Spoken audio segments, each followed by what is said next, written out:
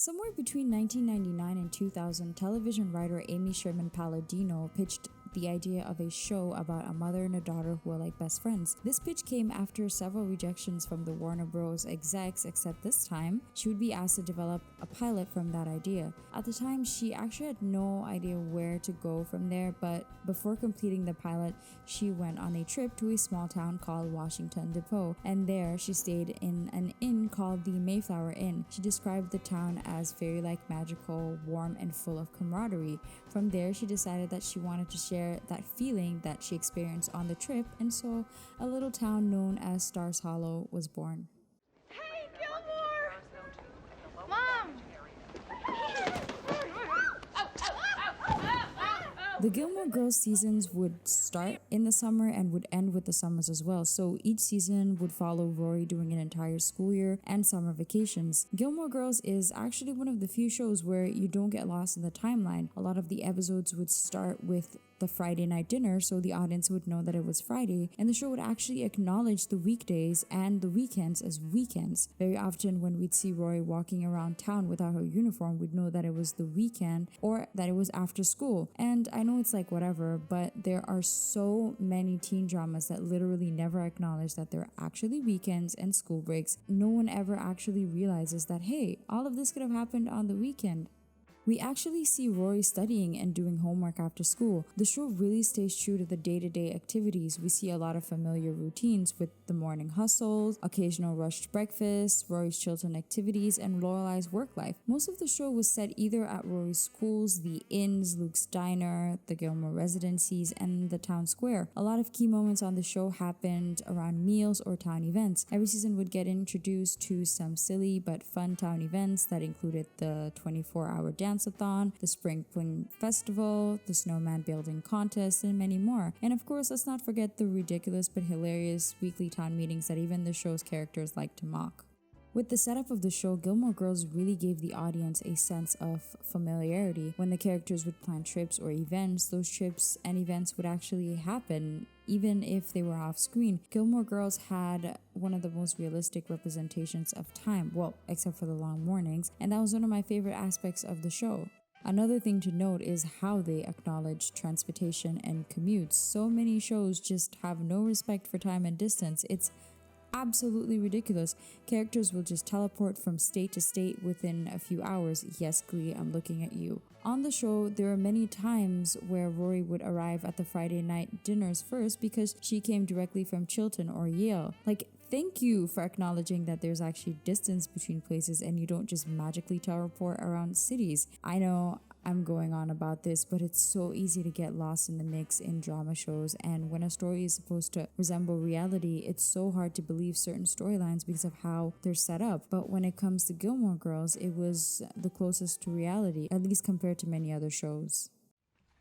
Okay, great. Okay, this is good. You all look good. Things are good? Things are... Okay, gotta go. Thanks for the grub. One of the show's most famous characteristics is the dialogue. With Gilmore Girls, the dialogue was given just as much, if not even more importance than the storytelling itself. They followed the formula of a slowly paced story with a rapidly paced dialogue. Even though this show had a writer's staff that would change pretty often, the show creator Amy Sherman Palladino and right behind her husband Daniel Palladino would still write the majority of the scripts, go over each dialogue, and had the last say on everything. So over the course of the 6 seasons, the show had a very distinct voice. When creating the dialogue, Amy wanted a snappy delivery from the characters because she believed that comedy dies slow, so this resulted in scripts being 80 pages long as opposed to the regular 50 to 60 page long scripts for 1-hour episodes. The lines had to be delivered exactly the way they were written, and there was no room for improvising. There was even a dialect coach on set, and some actors oftentimes recalled being asked to speed it up after takes. The dialogue was so quick that it was an editing nightmare, so scenes would often be left on one shot showing the characters talking to each other because otherwise the back and forth would feel like watching a ping pong match. Let me tell you something, if you needed a crash course on pop culture, this would be top on my recommendations list. I mean, there were numerous times where I actually paused and looked up the reference they made, and I'm glad I did because on my next rewatch, the jokes landed really well and elevated the experience. I mean, that's what's great about the dialogue. It never gets old, and that's an important factor for the rewatchability of a show. It has to excel in at least one department to make it worth rewatching. Whether it be the dialogue, the drama, or the music, it has to have something that makes rewatching it feel entertaining every time. And for Gilmore Girls, the dialogue may not be the only reason, but it's a big one. At least for me, it is. She named me after herself. She was lying in the hospital thinking about how men name boys after themselves all the time, so why couldn't women? She says her feminism just kind of took over. Gilmore Girls had a lot of feminist undertones. It was a part of the show's DNA. However, it is important to note that under the term feminist, there are many, many waves and many forms of feminism. And the show adhered to a specific type of feminism, white modern feminism. From the start, Gilmore Girls was doused with femininity and arrived at a time where TV was severely lacking female power. The show was full of ambitious, independent, hardworking women. Lorelai and Rory approached their goals on the show without letting their gender weigh in the balance. It was never even in the conversation. Their ability to reach their goals solely depended on how much work they were willing to put in. Well, sort of. You see, The Gilmore Girls was a feminist show for its time. You also have to factor in the fact that a lot of the events leading up to the show took place in the late 80s and 90s in New England. So Lorelai taking charge of her life as a young teenage mom was progressive regardless of the time, but even more so when you think about the fact that she didn't have to. Now, looking at it from today's lens, it's a little more complicated than that. Yes, Lorelai had very feministic ideals and passed them on to her daughter, but what was barely ever acknowledged on the show was the fact that they had an immense privilege to fall back on. The more you look at it, the more you realize that the show was only really progressive to rich white Americans who felt oppressed by their families. Lorelai accomplished a lot on her own, no one can deny that, and with her upbringing, it certainly earned her parents' respect. However, we can't ignore that some of their accomplishments, and I say some, not all, would not have happened without their privilege, most notably both Rory's Chilton and Yale tuition, as well as Lorelai's obtention of a bank loan for her through her parents' connections. So yeah, are the Gilmore Girls hard workers? Yes, they very much are, but are they also privileged to no end? Yeah, they most definitely are. Okay, our house is burning down and you can save the cake or me. What do you choose? Well, that's not fair. The cake doesn't have legs.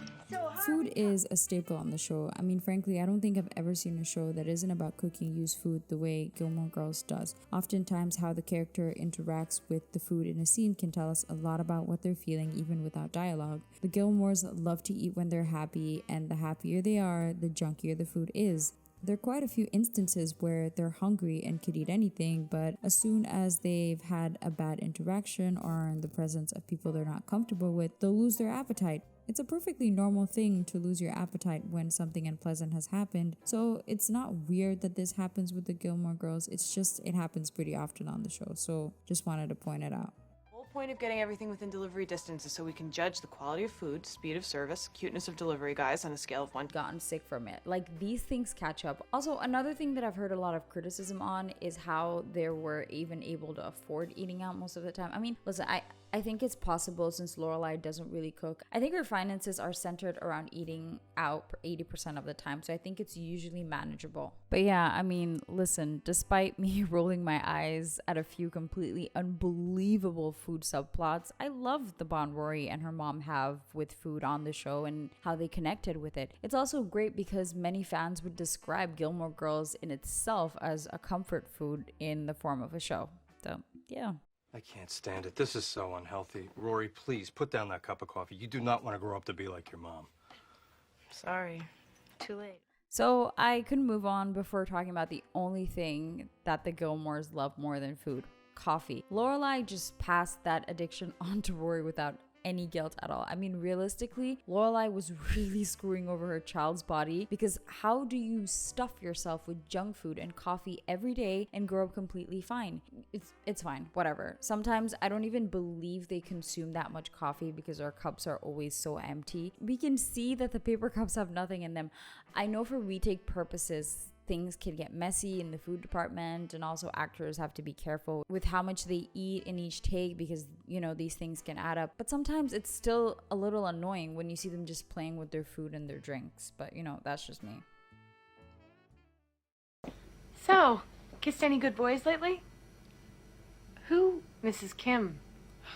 Apart from being a family-centric show, the romantic themes dominate the show. Apart from wondering where our girls are going to end up, we also wonder who they're going to end up with. I have to say that for a show that used so many romance tropes and didn't really rely on shock factors, they managed to keep the romantic storylines very interesting. Were they predictable? Yes, of course they were, but they still gave the romances enough respect and care to make us care as well. Usually the will they won't they couples can get really annoying, a la Ross and Rachel, but Luke and Lorelai surprisingly didn't get tiring, at least to me. I will say this though, it's really frustrating how much they use the trope where main characters can screw over others and we should just keep rooting for them because they're quirky and they don't mean any harm. There were so many annoying things that Lorelai and Rory did romantically, and I get it, okay? Both of their characters are still supposed to be learning, but then if you cut to the revival, they're still doing the same shit, so you know,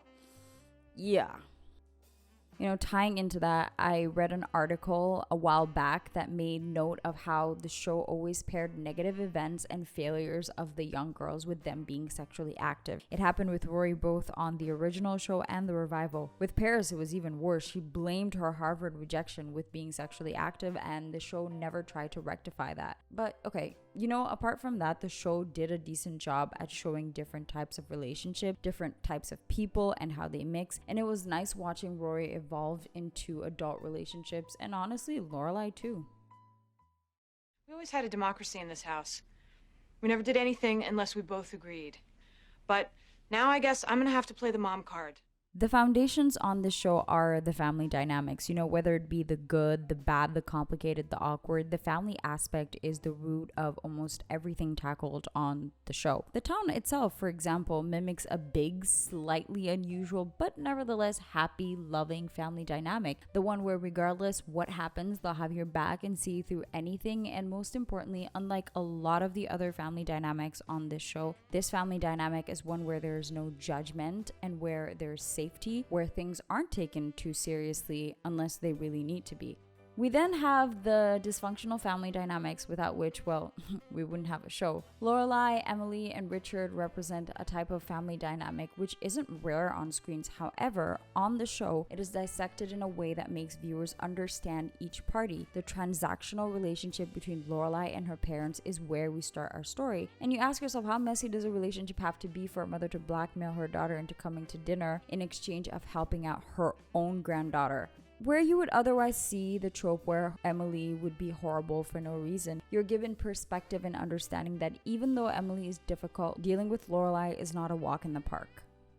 Lastly, we have the family dynamic that made the show stand out, the close mother-daughter relationship. You know, where in the story we would have been at the stage where Rory would start to act out and hate her mother. Instead, we got the rebellious mother who lucked out with the kid she got. This could be a case of which came first, the chicken or the egg. Was Rory a good kid because she felt safe in being who she could be? Or was Lorelai an open, relaxed parent because she got a kid who's different from her? Could be a mix of both. But regardless, this dynamic is what made the show lovable. When their relationships started to change, the quality of the show deteriorated as well. Don't get me wrong, their dynamic wasn't perfect either. In the end, you saw how their dynamic negatively affected Rory, but that was part of what made it realistic in the end. Part of parenting is just doing your best to put a decent human out into the world and praying for the best outcome. And in the end, there's only so much you can do once your child leaves the nest and decides to make their own decision. So, yeah. In fact, if you put oi and poodle together in the same sentence, you'd have a great new catchphrase, you know? Like, oi with the poodles already. Lorelai Gilmore grew up an only child in a rich family where she never felt understood or heard. She makes it very clear throughout the story that she didn't have a generally happy childhood. She experienced a lot of criticism at the hands of her parents, who would not hesitate to express their disappointment with her every time the opportunity arose. You know, in today's world, a lot of people are more open about their mental health struggles and the importance of preserving it. A lot of people open up about learning to distance themselves from toxicity, and unfortunately, unfortunately, a lot of the time that includes parents. Lorelai definitely grew up in a toxic environment, and when she got pregnant, as hard as it was, I think her leaving her home was the smartest decision she could have taken for her sanity and the sanity of her child. Her independent trait also played a major role in her deciding to leave her home because she knew how controlling her mom was and how they would come to clash over Rory's education. Same with Christopher. I think they wouldn't have been able to raise Rory together in a healthy environment because Lorelai often wants to do everything her way and only her way. I get really confused when people refer to Lorelai as immature and irresponsible. I mean, does she have immature and irresponsible tendencies? Yeah, but she also has an amazing ability to make rational decisions in high-pressure situations. And she also has an incredible ability to keep her composure even when her limits are being pushed. There is nothing wrong with a person who finds light in most situations and makes jokes out of most things, especially when it's a coping mechanism. I get that it can weird people out, especially those who don't know her, and it could be inappropriate, but in my opinion, it's much better to make jokes in uncomfortable situations than to be anal about everything. While raising Rory, Lorelai tried to be as open with her daughter as possible and always said that she was her friend first and her daughter second. Opinions on this method of raising a child strongly varies, but either way we could see the good and the bad that has come out of it through Rory's journey. Lorelai sees her daughter as perfect and refuses to reconcile the fact that her daughter up a lot. It's one of the most frustrating things about her. She takes so long to put Rory in check, and oftentimes it only happens when Rory is directly opposing her views. Also, I'm sorry, I talked about how I love their bond over food, but let's be honest, she gave her daughter very dangerous dietary habits, including drinking heavy loads of black coffee as a teenager. Did any of you ever see that movie called That's My Boy? Because basically it's a story about a preteen boy who sleeps with his teacher. I know, gross. And she eventually gets pregnant, and basically their son, Han Solo, yes, that's his name, reveals in his adult years that he's now diabetic because his irresponsible teenage father let him have cake and ice cream every day. So yeah, Lorelai might have hated healthy food, but boy was it irresponsible to get her child hooked on that same lifestyle. Lorelai is also such a stubborn girl. For me personally, her most unlikable characteristic was her inability to compromise with people. Like, sure, you could find a few times where she sort of ends up folding, but I swear that only happens once every 10 times, and it's usually not with the things that really matter. This trait is especially apparent when it comes to her work relationship with Sookie and her romantic ones in general. I understand that when Rory was still under her roof, she tried to keep stability in her life, which didn't allow her much flexibility in her romantic relationships, but after Rory moved out, things could have been different. I know that the things she earned on her own mean a lot to her, but at some point when you're sharing your life with someone, you have to be willing to build new things with them. I feel like every guy who gets in a relationship with her has to be able to put their needs on the back burner, or else it just won't work. Lorelai is also surprisingly similar to her mom. I remember in season 1 she criticized her mom for shutting people out when she's upset with them, but she would end up doing the same thing to Rory in season 6. You know, Emily and Lorelai are in many ways two sides of the same coin. It's very interesting to look at their relationship because of that. Despite being stubborn, she's such a loving and caring friend. She's a great neighbor and townie, and she actually cares about her community. She would have done anything to help her daughter, including entering her parents' life again. I felt bad for her sometimes because her parents would sort of treat Rory and introduce her to strangers as the successful daughter they never had. Above all, it's great that Lorelai is so forgiving, especially with her parents. I mean, there were a couple of times I thought she was in the wrong, but it doesn't mean her parents didn't cross the line way too many times. I know people call both Lorelai and Rory privileged, but I think it's a little unfair to compare the two. Lorelai might have gone back to her parents in Rory's teenagers, but up until then, she raised Rory on her own, bought her own home with her own earnings, and got a college degree, all while working and raising a child as a single mother, and for that, I commend her. Hi. Oh, Rory, me. That's me. Rory. So when Rory was introduced, she was a character that almost every viewer was rooting for. I'm gonna be very honest, I only liked Rory through season 1 and a couple more episodes in season 2, but that's it. I'll admit it, I get annoyed with characters very easily, but it usually doesn't last longer than a bad storyline. But with Rory, it was way too quick. And funny enough, it was without any external influence. In season 1, I thought she was so adorable and sweet, and honestly, there were times I really admired her as a person. I think she was a very tender person who tends to see the best in people, and I love that about her. If I were in her shoes, I don't think I would have ever become friends with Paris because I just don't have that kind of patience. Also, as much as Rory gets handed to her, let's be honest, it's not the case at Chilton, and it sort of aligns with her character in the first few seasons. She is hardworking at Chilton, she gets her work done, helps where she's needed, and only really pops her head out of her books when she's forced to. She also acted as a peacemaker between her mom and her grandparents. I find it interesting that despite being raised by Lorelai, Rory at her core was a hybrid between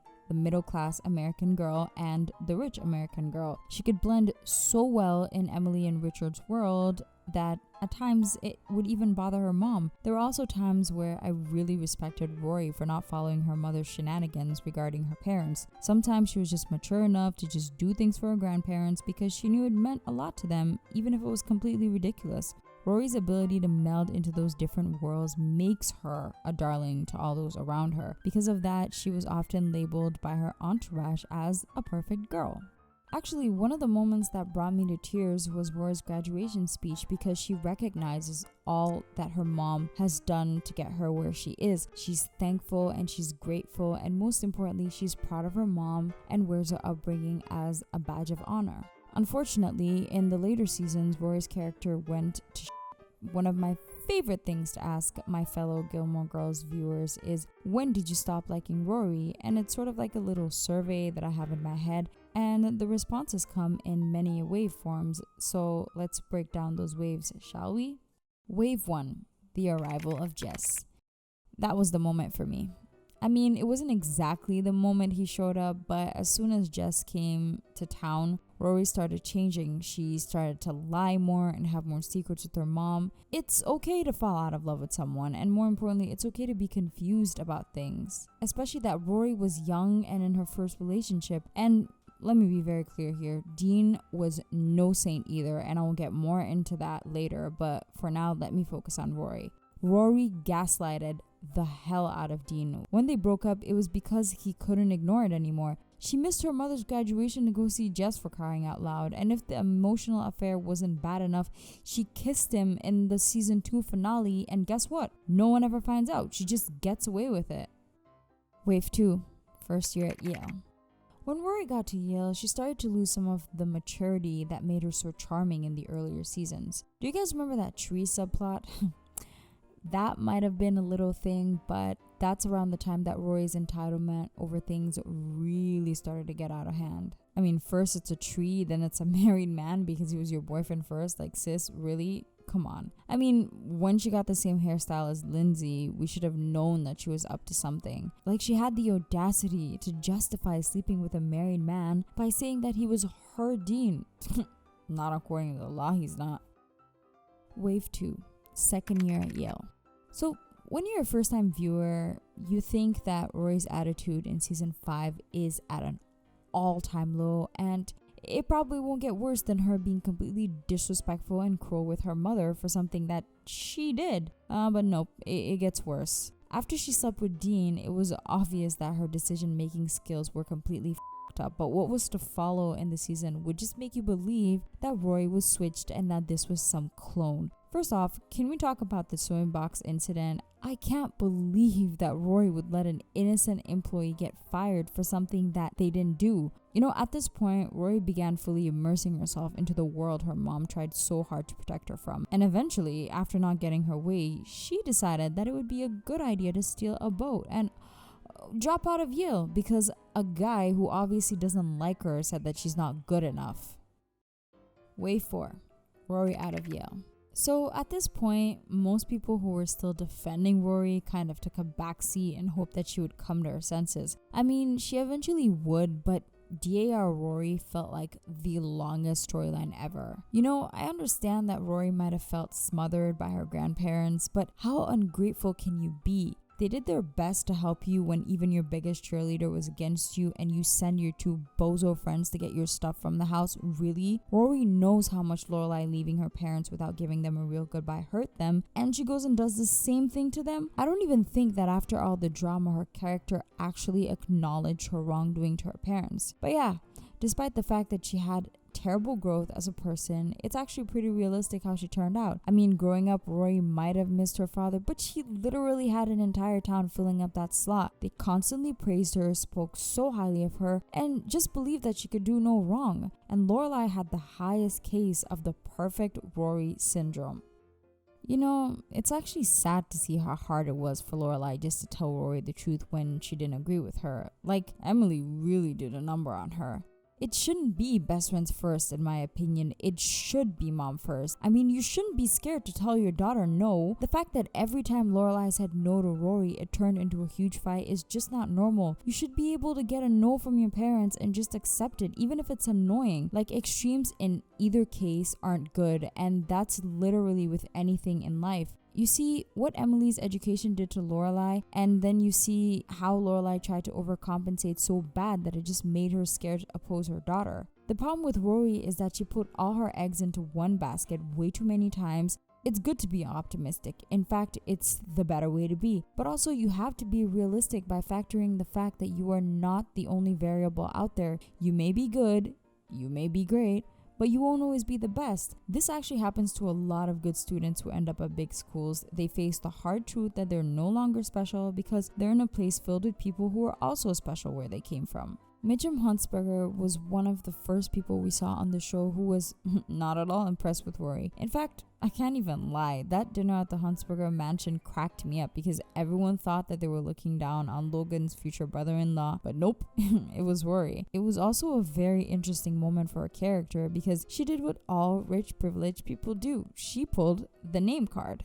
You know, the funniest thing about Rory was her lack of self-awareness. I mean, at her core, she didn't think at all that she was one of the privileged kids. And listen, I know she grew up with a single mom and it wasn't always easy, but come on, let's be honest. She had an entire town that would have helped with anything she needed. On top of that, things always sort of just went well for her and her mom in the end. Her mom suddenly came into possession of enough money to pay back her parents, and then her father also became rich and paid for her Yale tuition in full. How did she not understand that she was a privileged girl? God, you don't know how happy I was when Logan gave her that "you're one of us too" speech. It's not a crime to be lucky or privileged. The main problem with Rory is that she was so judgmental of rich people and their lives when the more she grew up, the more she became one of them.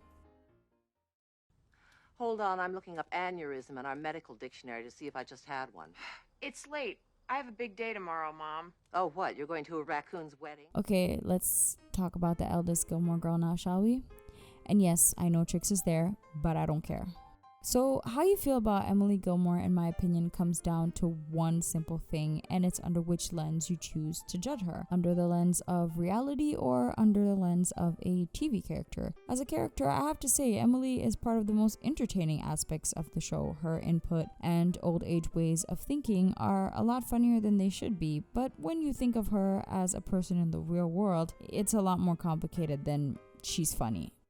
Emily Gilmore is a product of her generation, plain and simple. She was a teenager in the 50s, you know, the Donna Reed era. Yeah, sure, the show takes place in the early 2000s, but to this day, how often do we hear baby boomers whining about how our generation has turned everything to shit and how things were better in their time? Not to mention the fact that she's a part of the high society conservative community, which has evolved a lot slower than the rest of us, so yeah.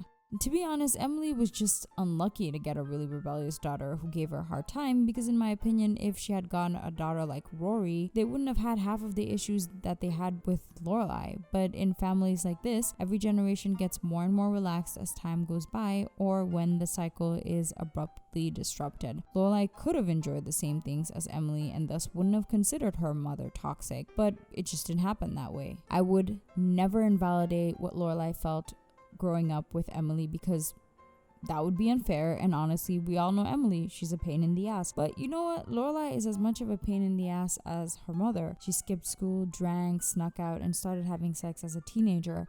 Like, yeah, that's every parent's dream. Some say she was acting out to get her parents' attention and to be heard, but when has fighting fire with fire ever worked? Regardless of how good or bad Lorelai was as a kid, ask anyone who grew up with a mother like Emily what it's like. It's exhausting.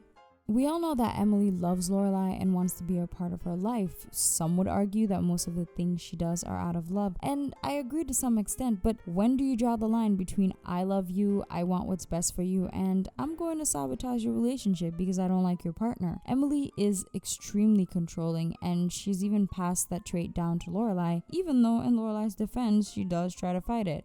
Her attitude with Luke in particular was very telling of her character. During that storyline, Emily was showing her worst side, her classist one. She didn't care that her daughter was with a man who loved her, who had always been there for her and her daughter, and who was just always good to her family in general. No, all she saw was that he was a diner owner, hence beneath them. I mean, she didn't even like Christopher like that, and she said it, but she preferred him for his name and his stature in society rather than a man making an honest living. Emily says a lot of fucked up things on the show, and we laugh because one, we're desensitized to her crap, and two, sometimes she has a point, but still, that doesn't give her the right to talk to people the way she does, especially the maids. It's part of an ongoing joke on the show, but can you imagine if you met someone who had a new maid every week? That's some crazy shit.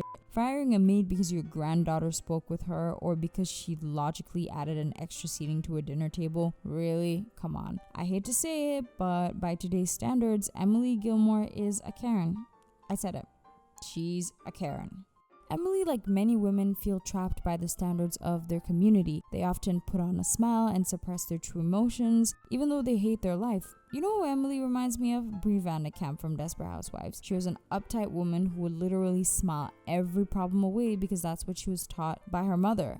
Her kids hated her growing up, and her husband hated that side of her too. My point is that, similarly to Brie, Emily was not taught to process her emotions properly and would instead pretend everything was alright, then would have these terrible outbursts and meltdown at really inappropriate times.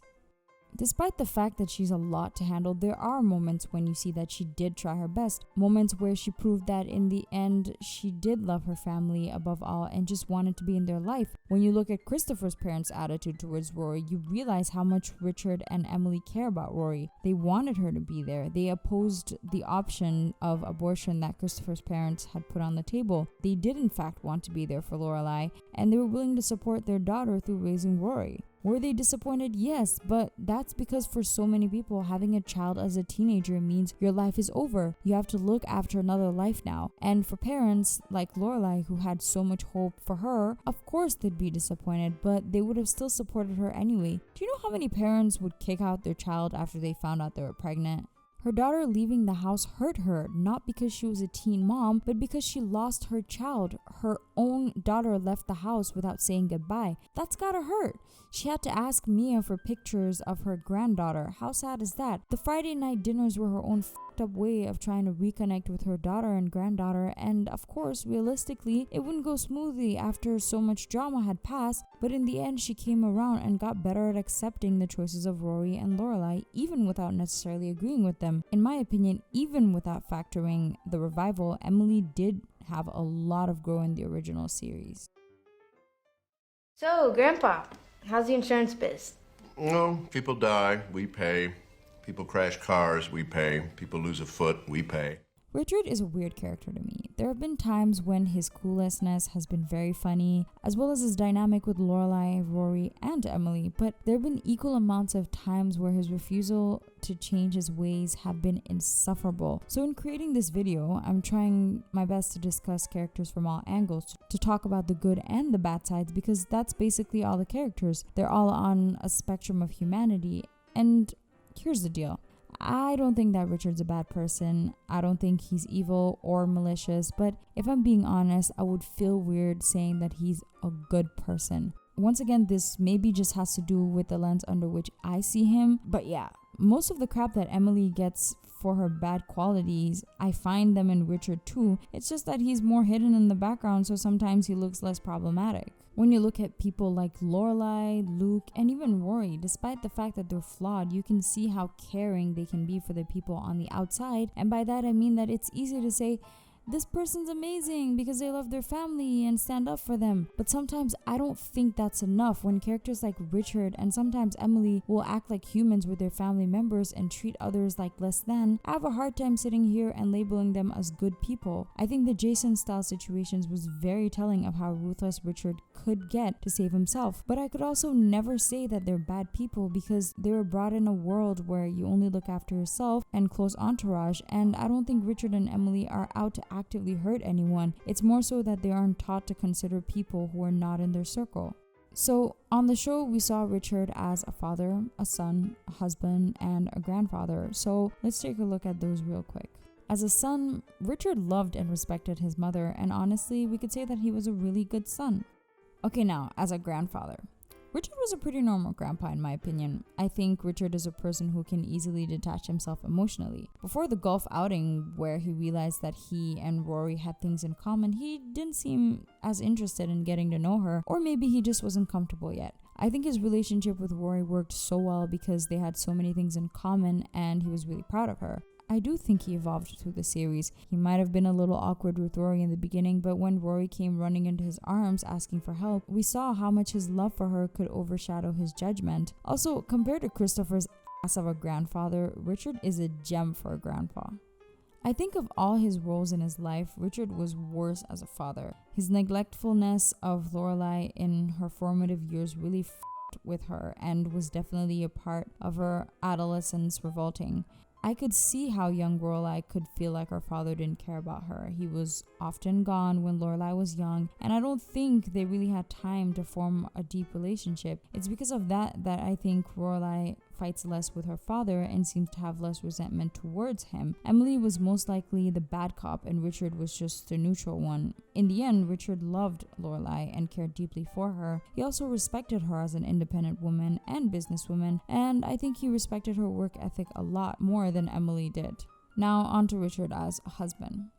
Richard was an enabler. He's often regarded as the chiller one, but honestly, he sits back and lets Emily get all her hands dirty. I specifically noticed it on 2 occasions. The first one was when Emily decided to break Luke and Lorelai up, and Emily even pointed out that Richard enjoyed being the favorite one. Richard was just as condescending to Luke and wouldn't have ever stopped Emily from trying to break them up. The second was when he found out that Emily was on board with Lorelai's plan for Rory in season 6, but only backed up Richard because she trusted him.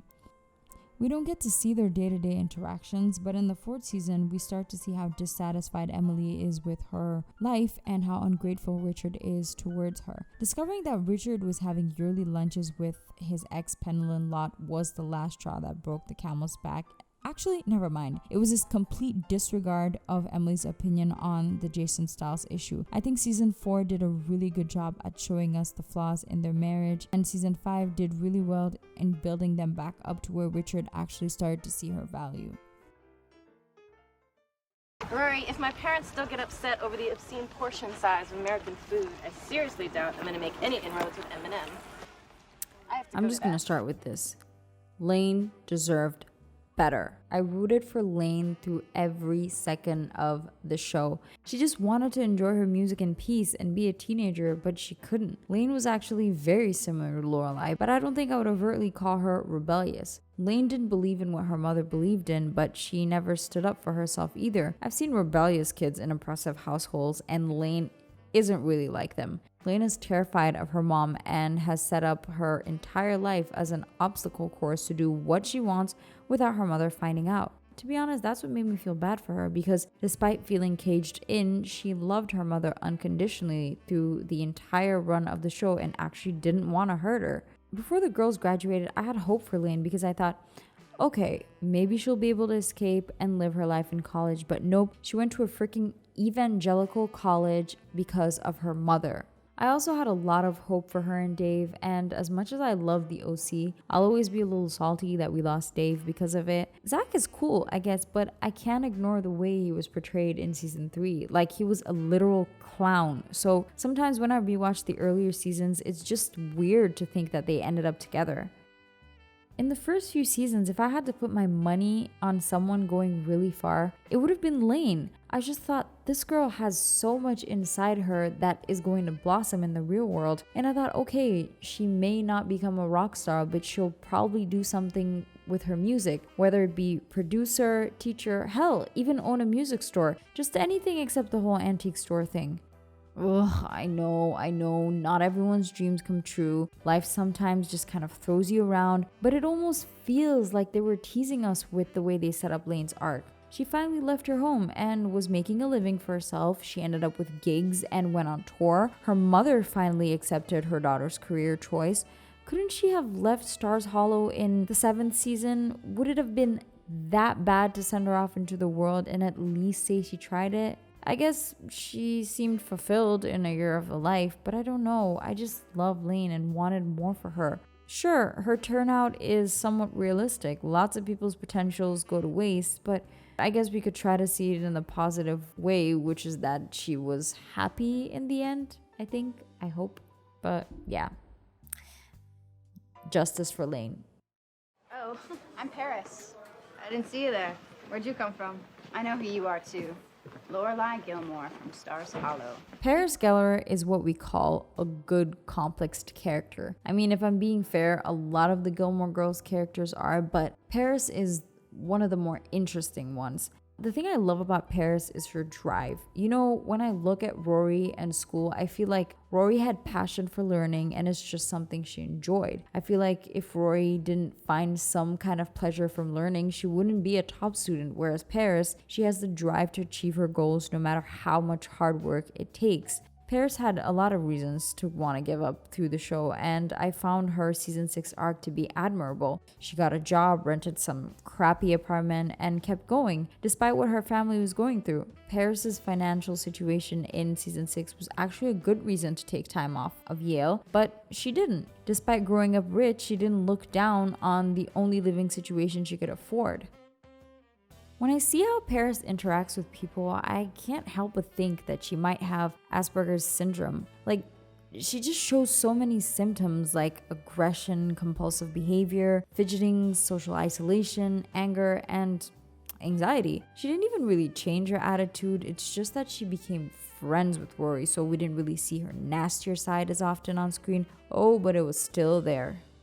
Am I the only one who felt like their friendship meant more to Paris than it did Rory? I sort of feel like Rory became friendly with Paris so she could get her off her back, which isn't a bad thing, but at times I felt bad for Paris because I think she cared more about Rory than the other way around. Rory was a generally loved person with so many people in her life who cared about her, so the two of them didn't really serve the same purpose to each other.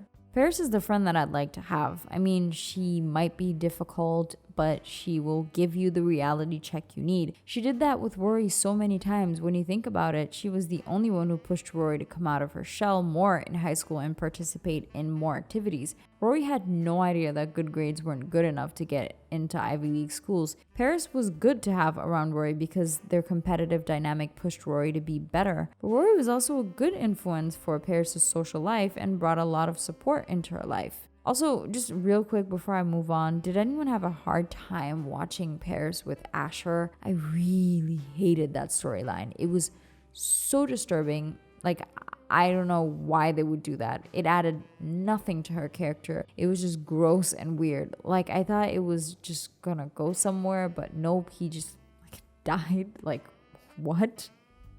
But yeah, Paris Geller, best character growth on the show. Up there with Jess. Hey, do you have any Lucille balls left? Yes, I have some balls. I'm sorry, are you a fan of the 50s/mid-60s sitcom heroines?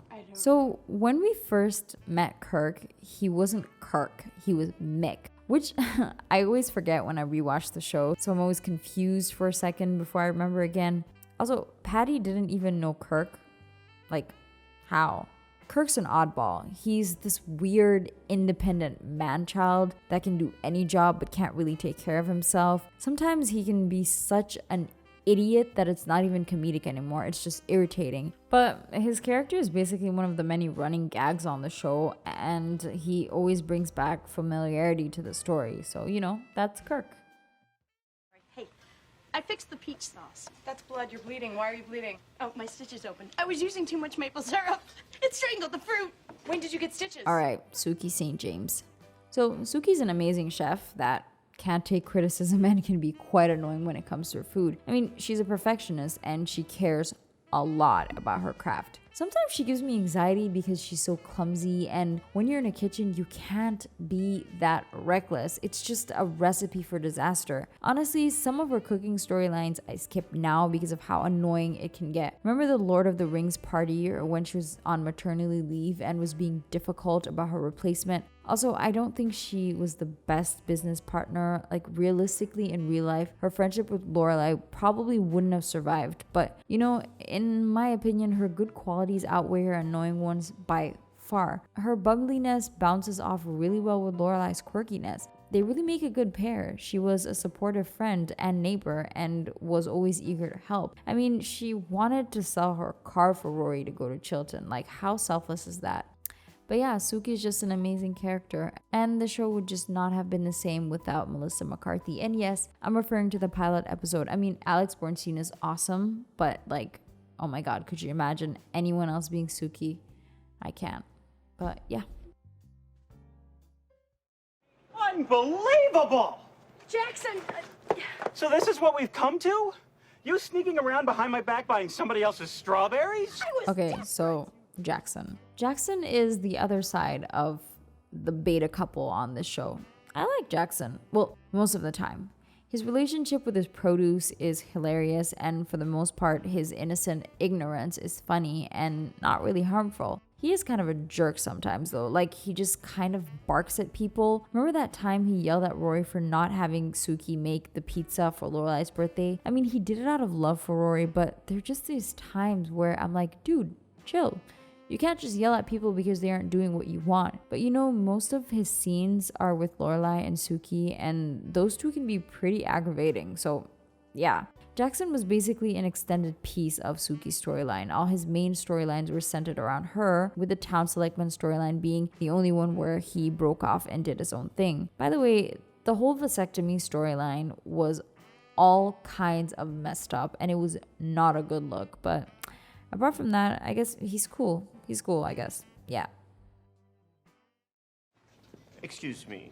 There's a phone call for you, and if I'm to fetch you like a dog, I'd like a cookie and a raise. So Michel is another example of a great TV side character that's fun to watch, but would be insufferable in real life. He has no patience and gets annoyed so quickly. Lorelai mostly pokes fun at his short temper, while Sookie gets annoyed by it more often and has hilarious screaming matches with him. We do see that he is good at his job and is an integral part of the Dragonflies Inn and the Independence Inn. In the revival, Lorelai says that Michel is her Paris, and I guess it makes sense. Also, Mia's rudeness surrounding his accent gets me every time. I mean, he's the type of character whose annoyance is hilarious, and it would be really awkward seeing him act loving or happy. He's one of those friends that won't ever tell you they love you unless they'll know you'll never see them again. I do wonder about Michel's sexuality, if he came out publicly after the show ended, or if the show decided to rectify it in the revival, because on the show he has kind of shown interest in women, so I'm not sure if we're supposed to ignore it, but I mean, at least it's clear now. So yeah. Well, excuse me, Andrew, but some of us have businesses to run that don't involve peddling drug paraphernalia to kids. It was a lava lamp, Taylor. There is no use for a lava lamp unless you're on drugs. So Taylor is the town selectman and the owner of the grocery and ice cream shop of Stars Hollow. I mean, I'm surprised at the amount of people who dislike Taylor. Yeah, he's an annoying, anal retentive, rule-obsessed control freak, but his character is actually really sad when you think about it. He seems to have no personal life, no friends, no family, nothing. It seems like his job is the only thing he has going for him, like it's some kind of compensation for his loneliness. When Jackson got the job, he realized that it was not all about the title and that Taylor actually does deal with the town folks' issues and events, all while running two businesses. So, you know, he's a hard worker. In the revival, it was sort of implied that Taylor was gay, and honestly, I don't know how it never crossed my mind, but it definitely makes you look at his character under a different light. I do understand why so many people dislike him. He's annoying and sometimes malicious.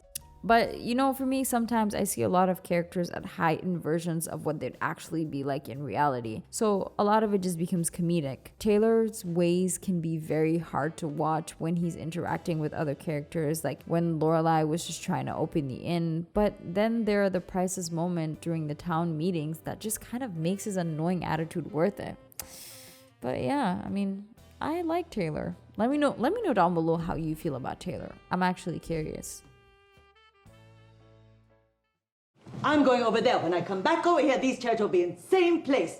No moving. You understand? Yes, Mom. Not you, him. So Mrs. Kim, in my opinion, is one of the characters where there's a healthy balance between people who hate her and those who love her or don't mind her. I think at the end of the day, how you feel about her comes down to the way you view her treatment of Lane. Personally, I rooted for Lane every time and I wanted her to get out of there, but that didn't make me hate Mrs. Kim. In fact, she was a very funny character to me. Personally, and I repeat, personally, I get bothered when people call her abusive.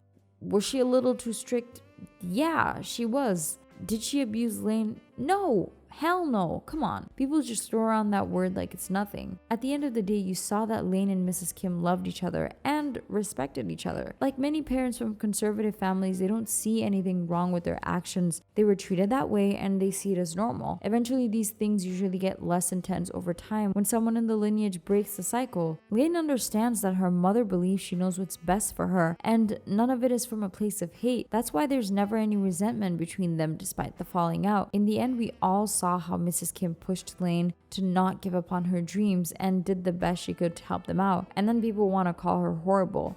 Also, just to be clear, I know some people don't like her because it reminds them of their upbringing, so I get that, and that's something I'll never judge. I myself grew up in a semi-strict household, and honestly, I would feel Lane's pain most of the time. But at times, I could just understand that Mrs. Kim thought she was doing what was right. So yeah, that's all I got from Mrs. Kim. Jerry Cutler's new wife, Annabelle. Oh, that name alone. Turns out the 24-year-old former Miss Magnolia Blossom had a little secret. What? Her birthday. So, okay, let's quickly talk about Miss Babette. So, Babette is the loud, eccentric, lovable neighbor, and honestly, I love her. She's just iconic. Her and Maury are awesome. Her stories are always such WTF moments, but honestly, they crack me up every time. Babette's duo with Patty on the show is also one of the most notable pairings. They're just always gossiping and oftentimes are used to inform other characters on the show of things they should know to keep the story moving. Miss Patty is nice too, but she's an absolute weirdo. The way she just feels so comfortable making sexual innuendos at men on the show, and even worse, the underage boys, just makes her sort of unlikable. Just imagine if it were an older man making those comments about teenage girls. He would have been labeled a town perv. Apart from that, she does have a few moments where she shines, most specifically during the town meetings. She just has such a funny dynamic with Taylor. Dude, can you chill out about your freaking 11Cs till we get this song straightened out? I'm hypoglycemic. If I don't get something in my system, I'm gonna cry. Let's talk about thing one and thing two real quick. So, Zack's a likable guy. He's also an absolute clown and should have remained in the background. Every time I see him in season 3 acting like a fool with 2 brain cells, I just wonder how he ends up being Lane's husband. The main reason it's so weird to me is because when I see Lane with Dave, it's just so hard to think of Zack as his replacement. It just sort of felt cheap to make them end up together. Don't get me wrong, I think Zack is a great guy and he actually treated Lane with a lot of decency and respect. But it's just hard for me to take him seriously when I see him in the earlier seasons. I'm sorry, but that's just what Zack is to me. Bryan, of course, is also another clown with a heart of gold, and Gil was actually really interesting. Him having a wife and kids and a business made his character really approachable instead of creepy. There were cool elements to Lane's story, I guess, so yeah, I don't mind them. I don't mind their scenes. They're not my favorite, but they're good. They're good. So yeah. It just keeps getting worse. Well, not drinking it is always an option. Not in my world. I'm Max Medina. So let's start with Max, shall we? My opinions on Max changes depending on the episodes because sometimes I feel like Lorelai didn't give him enough of a chance, but other times I feel like on Lorelai's side they were just not a match. Max seemed fascinated with Lorelai, and with Lorelai it felt more like she fell in love with the idea of what Max could represent in her life. In my opinion, they got engaged way too quickly. There was no time for them to really get to test out living together. I was especially uncomfortable when Max was trying to parent Rory. It was too early, and Lorelai has always raised Rory alone. It's not even like Rory had another person there at any point in her life. So 16 seems a little late to want to parent someone's child. Like, I do get that when he joins the family, he should have a say, but knowing how independent Lorelai is, I cringed for him in that moment. It also really just sucks that his proposal was a way to assert his dominance over Lorelai because he was insecure. I mean, who proposes over the phone after fighting about a guy and expects it to last? He was also a bit pushy. We can't lie about that. I mean, I just want to say that if he wasn't so pushy, he wouldn't have had a relationship with Lorelai, but also knowing Lorelai and how much she likes to be desired, I think that if Max had been nonchalant with her, she would have eventually gone towards him. Long story short, their relationship couldn't have worked. In my opinion, Lorelai was still in her self-destructive phase, and Max wanted Lorelai to be something she could never be. I mean, I still liked a huge portion of their relationship, and I wish they weren't doomed from the start because I think that apart from being a little pushy, he actually had some great qualities, and he could have been a really good father figure for Rory as well. Well, hello, Digger Stiles. Lorelai Gilmore, you sure grew up good. Oh, did I, Digger? Thanks. Listen, You know what sucks? When a TV show establishes their endgames early on, because every time a new love interest walks in, no matter how much they should end up together, all you ever wonder while watching them is how much longer. Especially when it's a good match, you sort of just want them to rip off the band-aid and get on with it. That's what I felt with Jason. At first, it was such an odd match. I mean, especially physically, they do not match. But then something happened. I saw Lorelai compromise, not only once by sheer coincidence, but multiple times. Lorelai is a my way or no way kind of gal, so the fact that she liked Jason enough to put up with his weird quirks was actually refreshing. All the time, before and after this relationship, all we would see were men shifting to adapt to whatever weirdo thing Lorelai was into, but never so much the other way around. The only person, in my opinion, better at matching Lorelai's banner was Chris. The relationship also came at a good time for Lorelai because her kid was out of the house and she had a lot more space for a man in her life. It was quite refreshing seeing Emily not like one of the girls' boyfriends for something other than the fact that they weren't rich. Dating a man for the sole purpose of annoying your parents is also a terrible idea. I mean, what happens when the novelty wears off? I don't even think that Lorelai was projecting herself with Jason. She's just sort of going with it and enjoying the bubble of secrecy she was in. As soon as the parents got involved, the relationship imploded, and for a number of reasons, it wasn't surprising at all.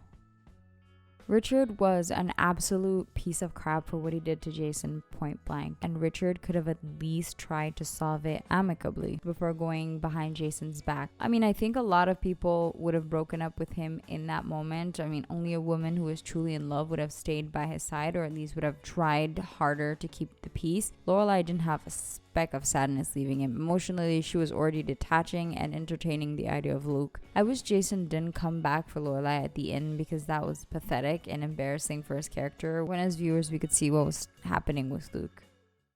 My shirt. Take it off. Christopher. Dad! Alright, Christopher. There's a lot to unpack here. For me, in a perfect world, Chris is the guy I would have wanted Lorelai to end up with. And in my first rewatch, I was gutted at how it ended. But the more I watched the show, the more I realized that the relationship was actually a best case scenario type of thing. Let me explain. In the earlier seasons, Chris had this unmatched energy with Lorelai that made it seem like they were perfect for each other. They had this amazing banter with each other and the chemistry was still there, even after 16 years. But then you realize that until Rory was 16, Christopher never went to Stars Hollow, and you're just like, what the f***? Like, the quality that would have made Christopher charming to no end and basically irreproachable would have been if he was a good dad and if he was present. The thing with Chris and Lorelai is that it's not a black and white situation. They both wanted different things and couldn't satisfy each other. When Lorelai became a parent, her mom instincts kicked in and she knew that marrying Christopher wouldn't yield anything good. So she took her child and left, and he didn't fight it. At the time, he was a 16-year-old boy, and I can understand that it was scary, but not showing up to your child's house for 16 years is like highly fucked up. Aren't you curious at all to see where she grew up and who she's surrounded by? I don't know. I've said this plenty of times now, and I'll say it again. Lorelai doesn't compromise, and she believes she knows best, especially when it comes to her daughter. I think it's extremely hard to co-parent with someone like that, but even if it's hard to co-parent with someone like Lorelai, she's still a great parent to have because she dedicated her entire life to Rory without giving it a second thought and always put her first. Co-parenting with a person like Christopher is also tough and complicated because he's not a bad person, so it's hard to justify keeping him away from your kid. It's not like he's a literal danger to the child or he'll be a bad influence per se, but he doesn't have his shit together enough to be a good parent, so there's that part of you that feels like you need to protect your kid from that. Also, I think his attitude towards Rory was just sort of messed up, even if it wasn't like overtly mean. You know, he seemed to love Rory by default because she was his blood and it seemed like the obvious thing to do. Also, Rory's a very lovable child, but he put Lorelai on this pedestal that even Rory couldn't reach, and that's messed up. It sucked that his relationship with Rory was so dependent on how well his relationship with Lorelai was going. Like, your child should come first. It's not the other way around. Rory's interaction with him in the revival was so depressing. I think she was asking him those questions because she was pregnant and wanted to figure out what to do, but his response was just so sad. His excuse was that Lorelai kept rejecting him from their lives, and to some level, it's true. She did constantly reject him, but she would reject him romantically, not as a father, and for Chris, that sort of came as a package deal. I get that from the point of view of someone as immature as Christopher, it must have seemed like Lorelai was sending mixed signals, but he still should have loved his daughter enough to show up more often when she was younger. Don't get me wrong, knowing Lorelai, I believe she would still prefer this arrangement 1,000 times over than if Chris shared custody of Rory, even if he was a responsible father. Chris wanted to be a family, but he wasn't capable of doing the work. He also didn't want the blame, so he just played the martyr by staying away. He was a well-intentioned man who loved Lorelai and Rory, but lacked the character to follow through on his responsibility towards them. For Lorelai too, he was the ideal man because he was her first real attachment, and obviously because she had a child with him. They never stopped being attracted to each other, which is kind of a big deal. I believe she pushed him away because she was trying to protect what they had going, even though it was very tempting for her too. He was just her what-if person, and honestly, she needed to be with him to fully let go of the idea, or else it would have lingered forever. Lorelai said herself that she would constantly self-sabotage relationships because of Chris, so eloping was a step too far, but I'm glad they had a relationship so that Lorelai could fully let go of the Christopher fantasy. At the end of the day, I do think that there was some growth as his character because he understood that what he did with Rory was wrong, and despite the fact that being with Lorelai was his dream and he finally got the chance to be with her, he did the right thing and he chose his daughter Gigi. That was one of the few positives to come out of his messy arc. All the writers kept doing was changing his narrative around depending on where they wanted the story to go. He was literally the show's biggest plot device, and that was annoying, but yeah. How many cups have you had this morning? None. Plus? 5, but yours is better. You have a problem. Yes, I do. Okay, now Luke. So Luke is a good person, and I think that's one of the things no one in the fandom would argue about. He's a good guy. Now, where opinions differ in the fandom is whether or not Luke and Lorelai are actually a good match, but let's talk about Luke as a person first. So Luke is this really grumpy guy, and it turns a lot of people off, myself included. He's the town grump, he hates all town events, and he gets into screaming matches with Taylor every couple of episodes. He also tends to project whatever crap he's going through onto his customers. When he's in a good mood, he'll give free food and drinks, which is fine, but when he's angry, he'll completely lash out at his customers, which as a viewer is entertaining to watch, but highly problematic on its own. I don't know if Luke has always been that way or if it's an accumulation of disappointment he's experienced, but that side of him never really changes through the show. As a matter of fact, I think it got worse on some aspects.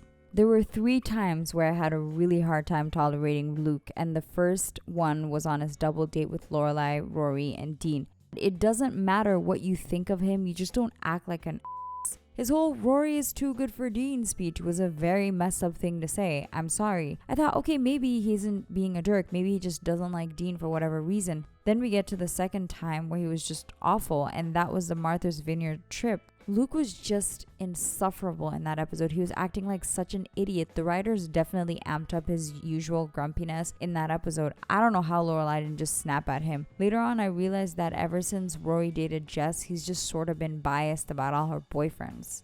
Okay, now it sounds like I really hate Luke, but I don't, okay? So let's talk about what makes Luke a good person. Luke is the most selfless character on the show. For someone who is so grumpy and hates town events, I find it so adorable when he still participates to help out Taylor and the townspeople. Like, sometimes I actually feel like Luke maybe secretly loves all the town shenanigans, but he'll never admit it. I've noticed more than anyone that he'll rise above any situation when it's necessary, and he'll step up to the plate. When he and Lorelai had broken up and Richard had a heart attack, he showed up while Christopher wasn't even bothered to pick up his phone. And to be completely honest, after the way Richard and Emily treated him, I don't think they deserved his help. Also, let's not forget that he hates hospitals. If Jess hadn't left, Luke was willing to walk him through anything, and even though he only lived with him for 2 years, he was the most constant figure in his life. Even with Liz and TJ, he was so good to them. He was good to Rory and genuinely cared about her. He did for her so many things that Christopher was supposed to. Luke was just a very loyal character and did so many nice things on the show that I couldn't even list them all.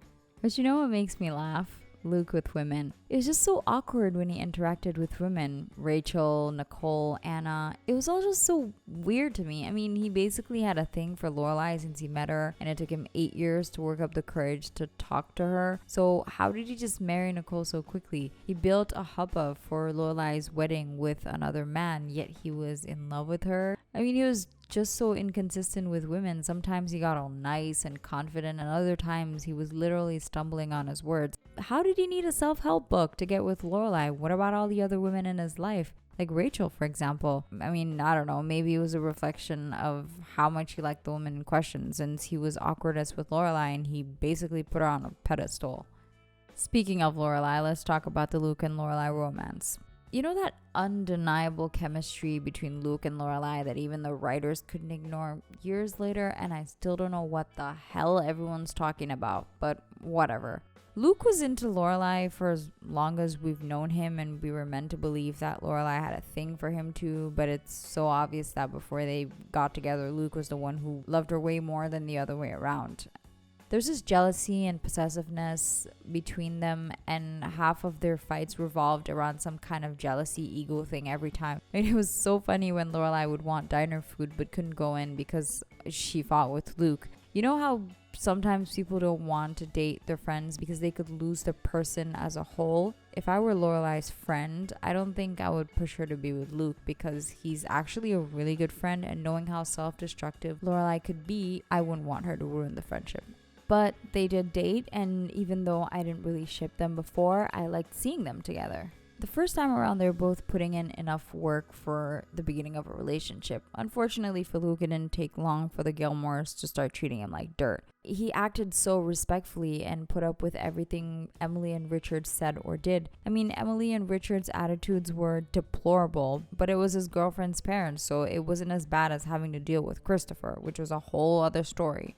After they got back together and decided to get married, Luke was very patient with Lorelai while she was sorting through her issues with Rory. But even before April showed up, the dynamic already felt like it was changing. At times it very much felt like I got the girl and my work here is done. There seemed to be a balance between who was more invested, and it would always change between these two. When April came in, she completely flipped that balance, as well as Luke's entire world. You could tell he wanted to get things so perfect that he stopped putting in any efforts with Lorelai because he already knew where he stood with her.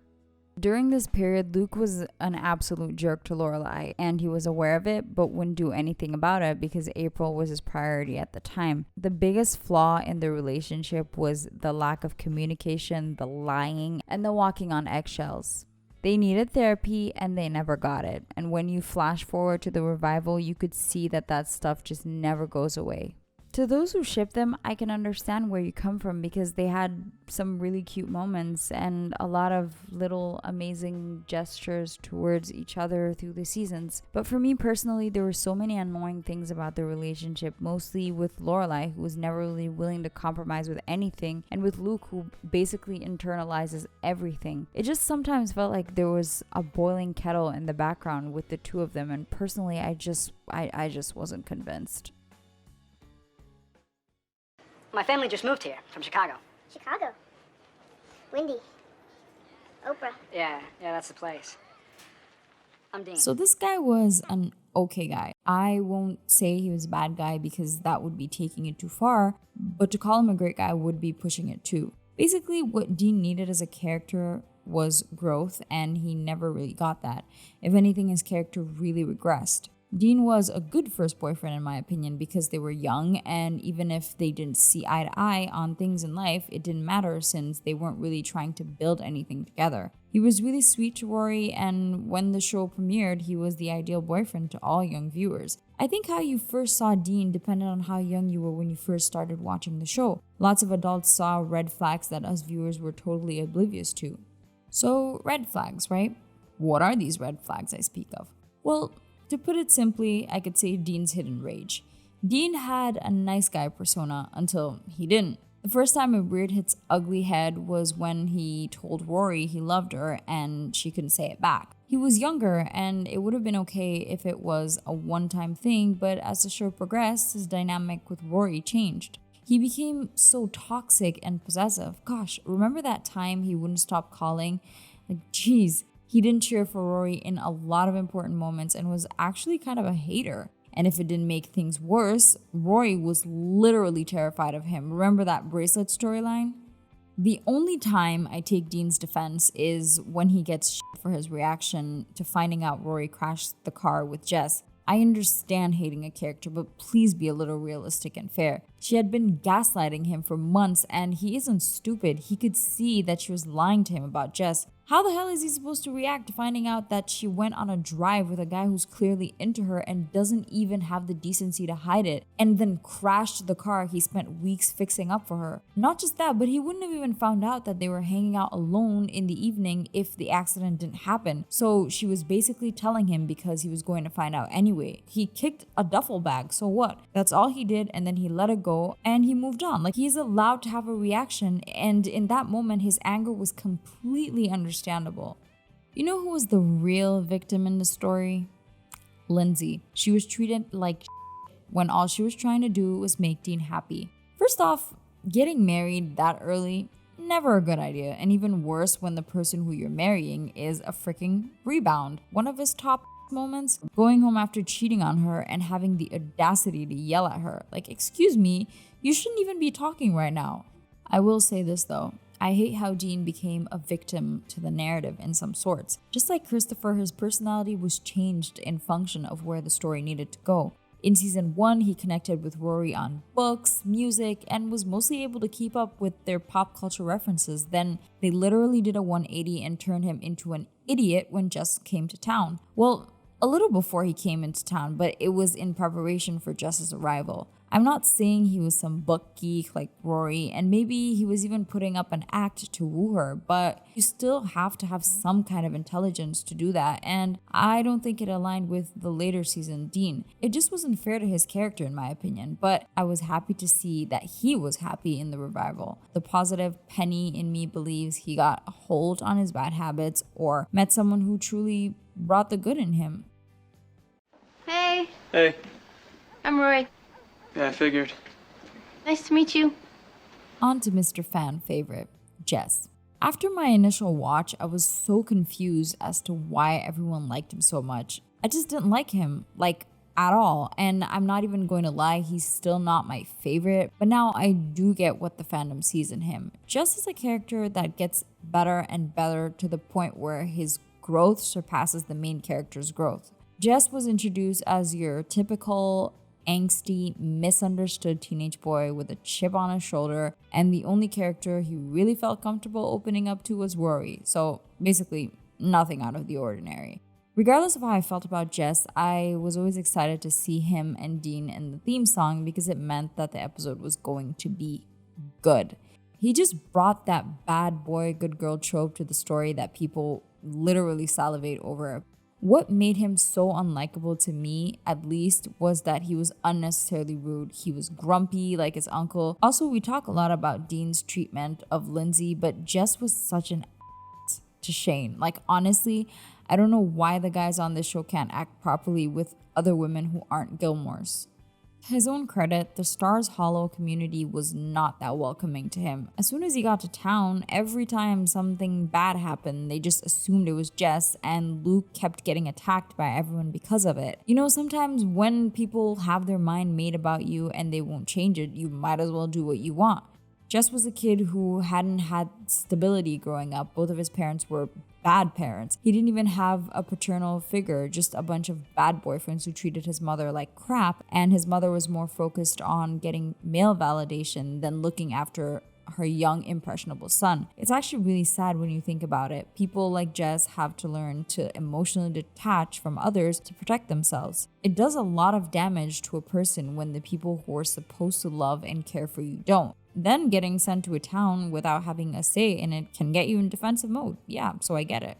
Luke was the first person who was truly looking out for Jess, and you see the trajectory of his life after he lived in Stars Hollow. Luke was good for him, but he was also really good for Luke. The two of them acting like a family and bonding pushed them out of their comfort zones. With Rory, the relationship was better when they were not together, before and after they broke up. When they were together, all they did was make out and argue. Intellectually, they definitely matched each other, and I get why Rory was fascinated with him, but it wasn't enough to keep their relationship alive because Jess didn't know how to love her right at the time. There were too many messy things that he did to her. Remember that scene in the room at the party?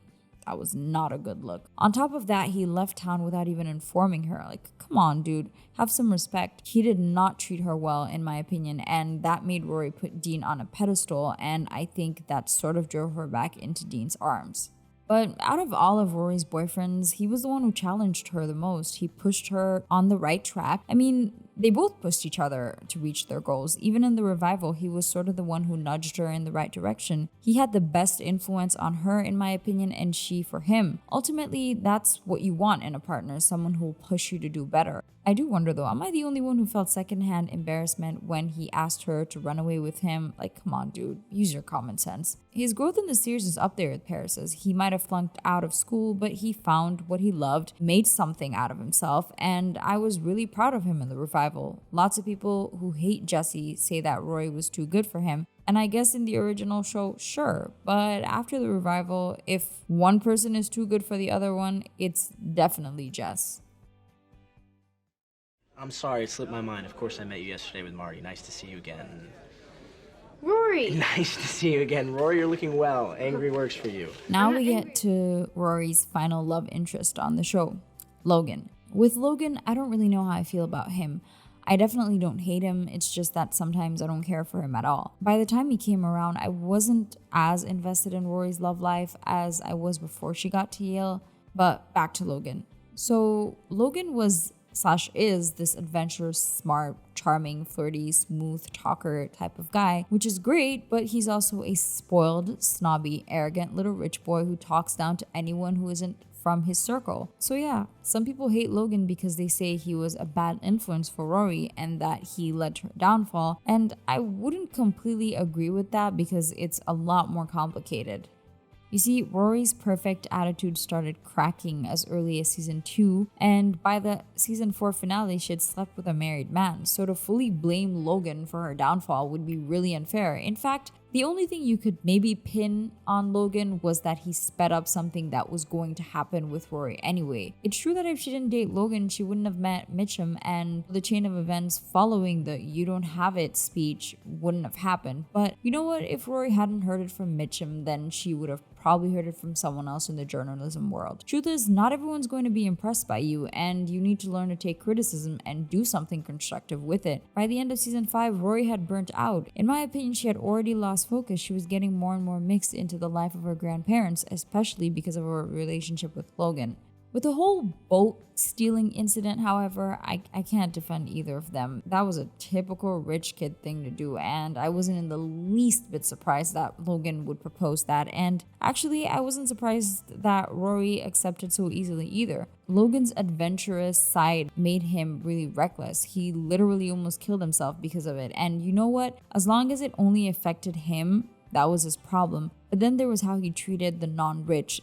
That sewing box incident, for example, was gross and showed how little consideration he had for other people. And if Lorelai hadn't said anything, that poor girl would have gotten fired. Now let me just say this though, Gilmore Girls is really good at showing the good and the bad side of people, because in this situation, Rory and Logan were able to sit and watch something unfair go down and even laugh about it, while Lorelai was the one with the moral compass. But then you remember that Lorelai switched the seating arrangement of her mother's party planner and got her unfairly fired. It's when I think of moments like these where I realize that at least Logan wasn't a hypocrite. He knew he was privileged and he owned it, while people like Lorelai and Rory refused to admit it. I can't tell you how much I enjoyed Logan telling Rory that she was just like him. She went to prep school, went to an Ivy League school, had an important name, and in the end, never really had to worry about money.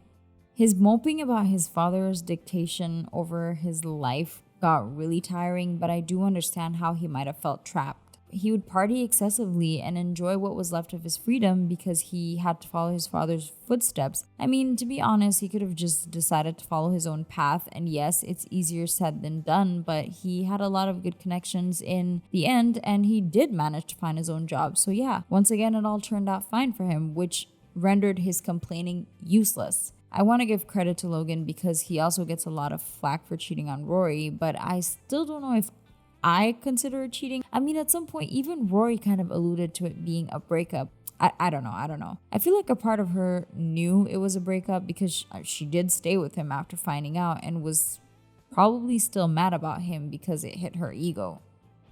Either way, Logan is the guy who changed for Rory the most out of all her boyfriends. He became monogamous for her, he let her be herself, and never wanted to impose his views on her. Do you remember that time Rory had a crush on a stranger and told Logan? Do you think she could have told Dean, or honestly even Jess? I think they had the healthiest relationship out of the three. Yes, Logan maybe didn't do much to get Rory back to Yale, but he was also respecting her choice, which was something most people around her at the time weren't doing.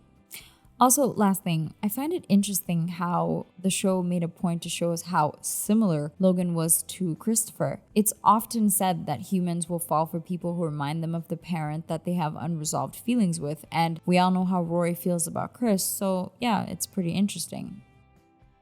So, I love how the show picked all of these love interests from the most used male tropes out there. First, we got the dreamy boy next door, while at the same time we got the bad boy who picks on the girl because he secretly likes her. I'm still a little salty that Chad left for Dawson's Creek, which by the way, his character on that show was awful, but we'll talk about that another day.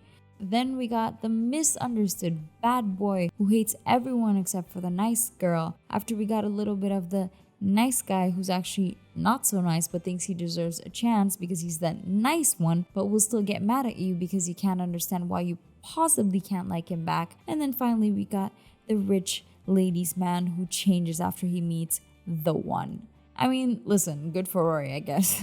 I seriously wonder what other type of guy they had under their sleeves if the show hadn't ended abruptly. But either way, for me, there was never a guy that I was fully satisfied with. But let me know down below which guy was your favorite and why.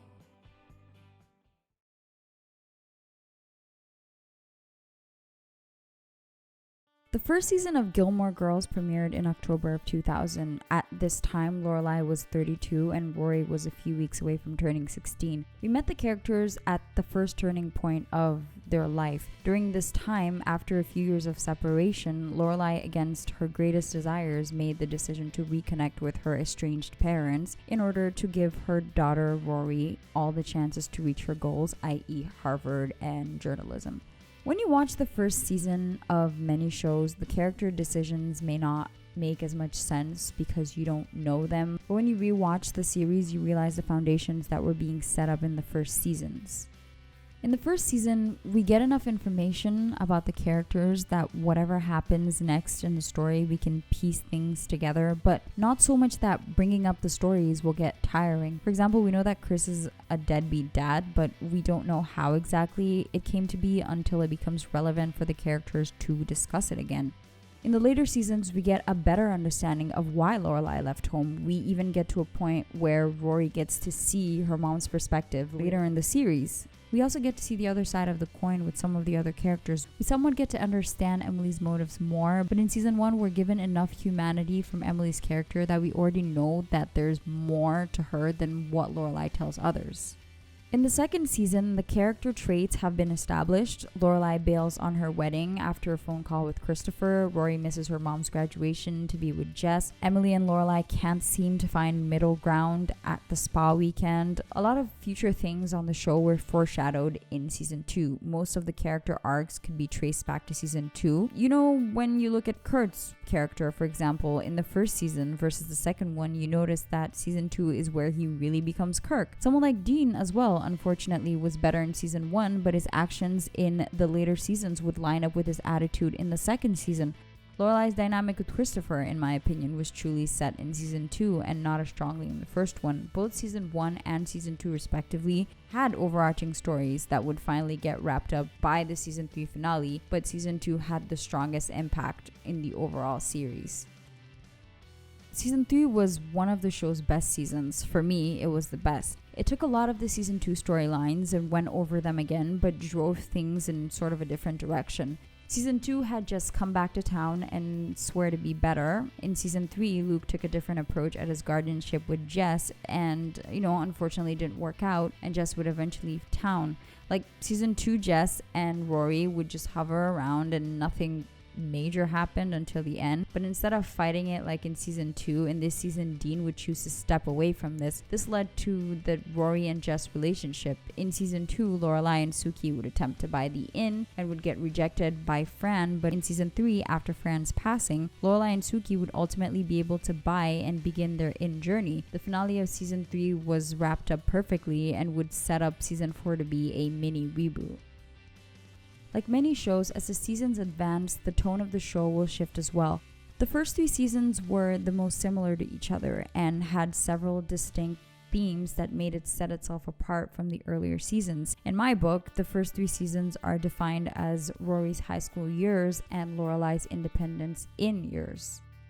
But the first 3 seasons of Gilmore Girls were the most magical and innocent ones. The color palette used in the scenes gave the story a warm ambiance. Season 1 was the grainiest one of all, but season 2 and 3 weren't too different either. The show had vibrant lighting, stark shadows, and low saturation. The scene lighting would heavily rely on in-scene lamps and natural sunlight, which made it feel more lively. The earlier seasons would use diegetic lighting, which would then give the scenes a rich, warm feel, which is why, visually at least, the first few seasons felt the coziest. Visually, the first few seasons felt the warmest, story-wise as well. The first 3 seasons possess a charm that is lost in the later seasons.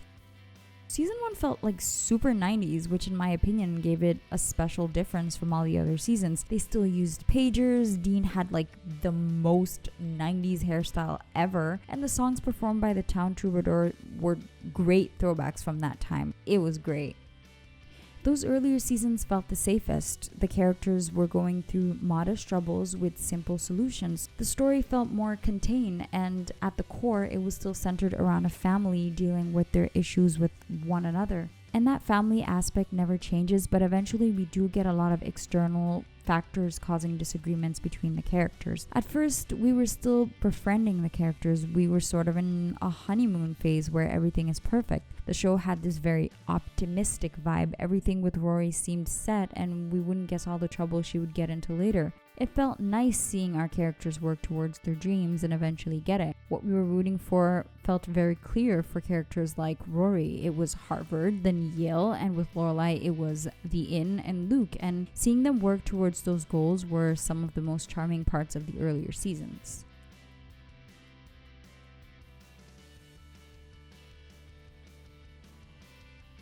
Now we get to season 4, which is the second major turning point for our characters. Rory is in college and lives in New Haven, and Lorelai is starting a new business from scratch. Even though this season was Rory's first year in college, Lorelai's storylines dominated this season. Well, not just Lorelai, actually. Richard, Emily, Luke, Lane, hell, even Kirk had some pretty good storylines this season. Lorelai for the first time had a season-long boyfriend, as well as a shift from the usual. Her boyfriend belonged to her parents' world. This is the most intertwined Lorelai's love life would ever get with her parents' world. Richard, Emily, and Lorelai's storylines were very connected this season. Rory, on the other hand, storylines were completely detached, which I guess kind of made sense because she was supposed to be off to college doing her own thing. But the only interesting things that were happening to her were out of college. Her college storylines were a complete snooze fest. By the 5th season of the show had completely changed direction. Every major thing the audience might have been rooting for was delivered by the end of season 4. Rory is now in college, Lorelai has now opened her inn, and her will they won't they situation has finally come to an end with her and Luke getting together. With every season, Lorelai and Rory got more distant, both physically and mentally, in the sense where their values and ways of seeing life started to differ more and more. In season 4, they were still learning to be apart physically, and this was giving Rory time to grow and be her own person. In the season 4 finale, Rory finally ends up sleeping with a married man and tries to justify her actions with her mother. This is the first real falling out that they have. Unlike the previous season where Rory goes on a modest trip around Europe with her mom, she goes on an extravagant trip to Europe with her grandmother. This signified one of the bigger shifts in the worlds between Lorelai and Rory. Rory in this season gradually starts entering the world of the rich, much to her mother's disapproval, of course. While her mom is at home giving up cable, magazine subscriptions, and no longer eating out, Rory is hanging out with the Yale secret societies and getting cocktails thrown in her honor. We're also seeing Rory and Dean trying to capture the magic that just isn't there anymore. The tone of the show at this point had just completely shifted.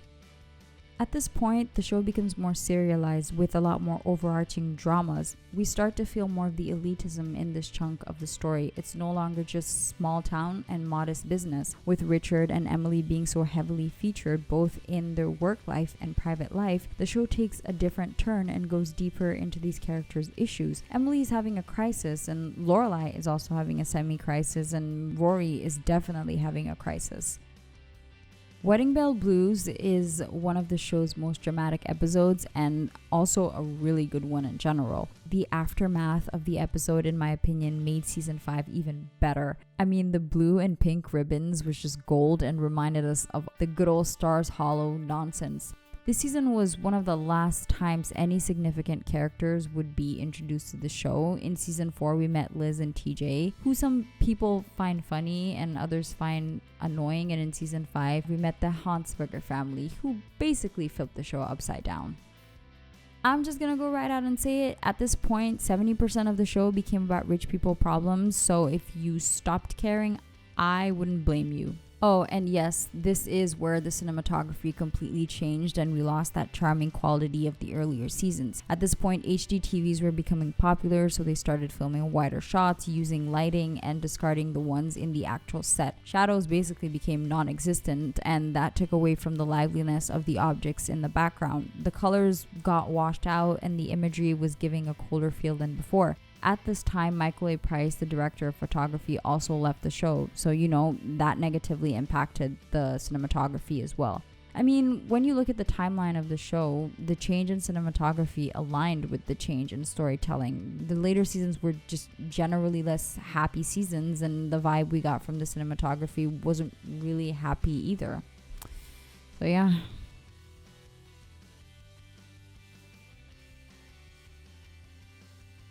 So in May of 2006, CBS and Time Warner announced that they would be shutting down the WB and the UPN channels in order to merge the two networks. The network would become what we now know as the CW. Gilmore Girls was one of the 7 shows that were picked up from the WB network, and with this, we got the beginning of the end of Gilmore Girls as we knew it. So whether you were a Lorelai fan or a Rory fan or an Emily fan or a Java Junkie fan, this season was no doubt one of the hardest ones to sit through. The tensions between the characters were at an all-time high. This show was about the special relationship between a mom and a daughter and their adventures living in a quaint, slightly wacky town in New England. In season 6, that aspect is completely lost. I get that family members fight. It's realistic that as people grow and change, they may butt heads. But for Gilmore Girls, Lorelai and Rory not positively interacting for half a season has a big impact. Lorelai's constant optimism is a pillar on the show, and that took a big hit this season. At first, she wasn't happy because she wasn't talking to her daughter/best friend, and then in the second part of the season, they started messing with her and Luke's relationship. Luke shutting her out was slowly eating her away in silence, and for the major remaining part of the show, we wouldn't see their fun dynamic come back. You know what was really sad? When Paul Anka got sick and Lorelai started beating herself up for it, it just showed how much Rory's decision affected her self-esteem as a mother. On the other hand, you have Rory living in a sort of renovated bachelor pad, complaining about being woken up at 9 and having to do community service. I know living with Emily is hard, but after committing a felony-sized tantrum and feeling no remorse for it at all, I wouldn't even call it a punishment. This season, we see Rory delve deeper into her grandparents' life. Rory seemed to be enjoying this life. The thing that's so strange is that Lorelai grew up in this life and hated it and basically trained Rory to hate it too. Yet in the end, Rory belonged to this life more than Lorelai ever would. Whenever I watch this season, all I can think about is how Amy Sherman Palladino was basically building up a fiasco that only she could fix. This season is where the story started to prioritize drama and big soapy moments over the little calm moments that translated so well with the fans. Personally, I like April, and for Luke as a character, I'm glad he could have a kid of his own since it's something he always wanted. But I also completely understand why April is one of the most hated characters on the show. April represented the big shift on the show, the shift that we never came back from on the original show. Luke and Lorelai would split up after this and would have very little interaction in the final season. We only see them back together in the finale, and even then, it's barely closure.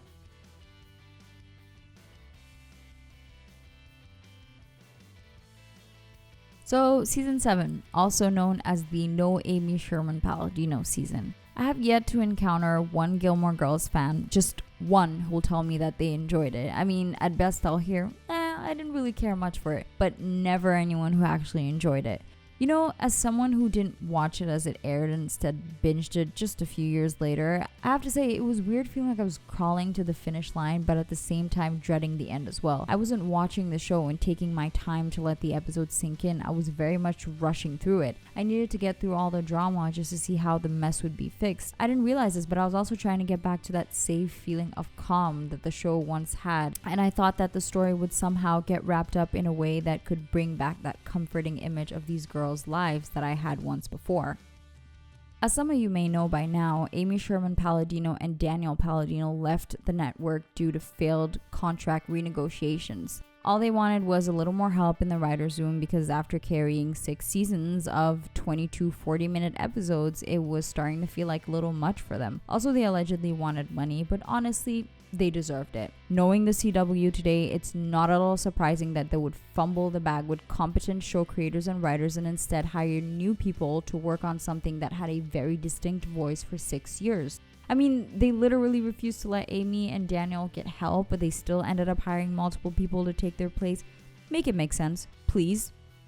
Season 7 felt like eating an off-brand of your favorite cereal. Like, you recognize it and it looks familiar, but the whole thing just feels off. And to be honest, there was no other way it could have gone because the show had one distinct voice for 6 years, and no one could have come in and kept it going smoothly. The season structure was so different. The first half of the season was super slow, and then everything in the last few episodes was just sort of rushed. Gilmore Girls is a fast-paced show in terms of dialogue, but not story-wise. The dialogue in season 7 was significantly slower and obviously not quite as witty. But when I look back at season 7, I can't even remember that many episodes as individuals. I can remember about 4 to 5 things that happened overall in the season, like Chris and Lorelai's wedding, Emily's arrestation, Luke punching Chris, Richard's second heart attack, and the impact it had on Chris and Lorelai's relationship. But I just can't remember the filler episodes the way I could on the previous seasons, because when you think about it, we lost most of those traditionally wacky town events that would happen between the seasons. Most of the subplots this season went nowhere, and in the overall story had no impact the way the little things did in the earlier seasons. There was also the fact that most characters were acting so out of character. I think that it's generally agreed upon that Lorelai wouldn't have ever gotten married without Rory there. Luke was so different this season. I mean, I did appreciate him not being like grumpy 90% of the time, but it was still way out of character for him to be so bubbly, especially after a breakup with the woman of his dreams. I mean, it could be explained by him having a child and finding new joy in life, but I don't know, I just wasn't convinced. Also, who the were these two characters? I mean, they were nice, but also they were so out of place. I was always confused about why they needed to be added. I don't know, it might just be me, but yeah. I mean, personally, I would still choose season 7 of Gilmore Girls over most TV shows because it's Gilmore Girls and it wasn't necessarily bad TV. It was just bad TV by Gilmore Girls standards. The dialogue, themes, pacing, and characters that made it famous were all different, and it wouldn't get a chance to be fixed ever again, even in the year and the life. So the bitterness of the fandom is more than understandable.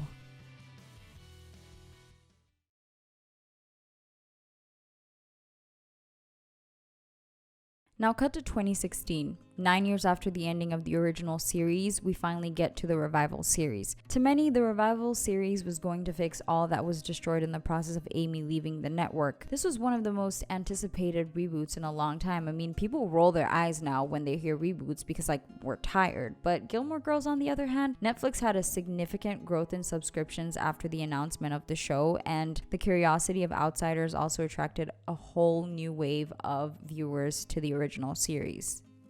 Now, let me get this out of the way.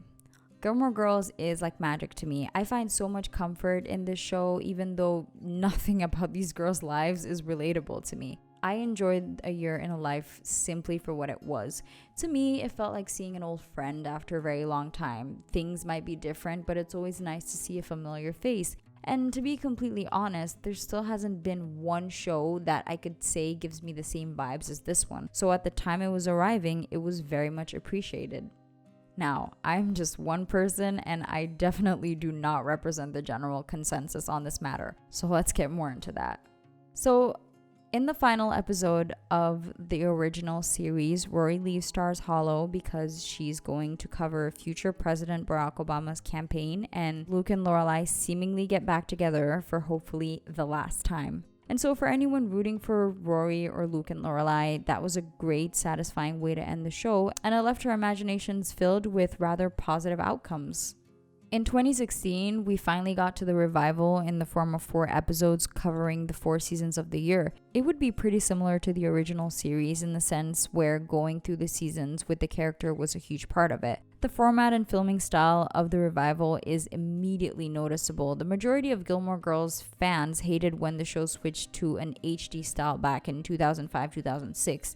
The revival episodes were not only as long as a movie would be, but they were also filmed in a way that would make you feel like a professional studio went all in. Even with the later seasons of the OG show, the lighting really contributed in changing the feel of the show as the seasons went by. It was one of those things where it looks like, look, we got all this material to make everything much more clear and lifelike, but ends up having the opposite effect. I mean, Luke's diner was the worst one for me. It was so cold and blue. That's the other thing. The revival was kind of a downer. I mean, after all this time, we came back to most of our main characters being unfulfilled and unhappy. It was like a dark cloud was looming over the entire series. I mean, I get it. The revival was about us arriving at a huge turning point for most of our characters again. Richard is gone and Emily's alone. Lorelai is not only feeling lost in her relationship with Luke, she's also losing another pillar in her life, Michel. And Sookie isn't even there anymore. Rory's just floating around not knowing what to do. I mean, they're all a huge mess when we come back to their stories.